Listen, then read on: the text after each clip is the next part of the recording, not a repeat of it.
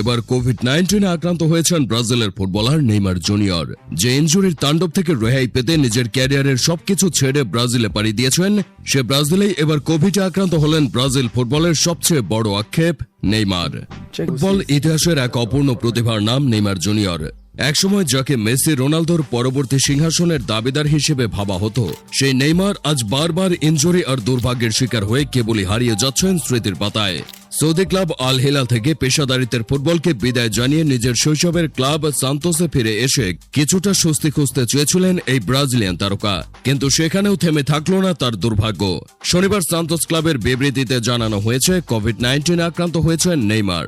সান্তোসের পক্ষ থেকে বলা হয়, 5 জুন বৃহস্পতিবার থেকে ভাইরাসের উপসর্গ দেখা দেয় নেইমারের মধ্যে। এরপর ক্লাবের মেডিকেল বিভাগ তার পরীক্ষার ব্যবস্থা করে এবং কোভিড-19 সংক্রমণ নিশ্চিত হয়।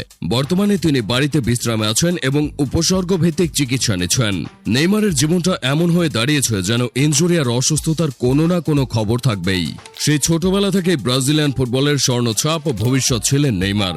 বার্সেলোনায় এসে মেসির পাশে দাঁড়িয়ে চ্যাম্পিয়ন্স লিগ জেতেন, ব্রাজিলকে অলিম্পিক স্বর্ণ এনে দেন আর পরে পিএসজিতে রেকর্ড ট্রান্সফারের নাম লেখান। কিন্তু সেখানে থেকে শুরু হয় ধ্বংসের অধ্যায়। বারবার ইনজুরির কবলে পড়ে নিজের প্রাইম সময়টাই মাঠের বাইরে কাটান তিনি।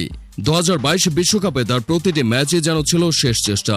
শারীরিক ইনজুরিতে জর্জরিত নেইমার সেই বিশ্বকাপ থেকে মানসিকভাবেও ভেঙে পড়েন।